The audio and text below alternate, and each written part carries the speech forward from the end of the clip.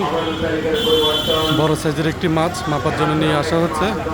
দুধ দিয়ে শিকারের দুধ দিলেন, দেখুন মাছ নিয়ে মাছটি কত করে দেখুন, বড় সাইজের একটি কাতল।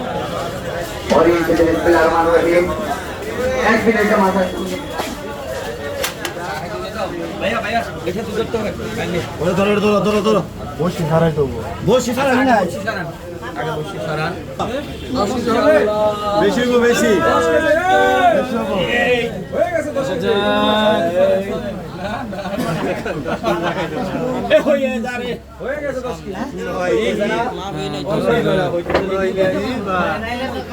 চলছে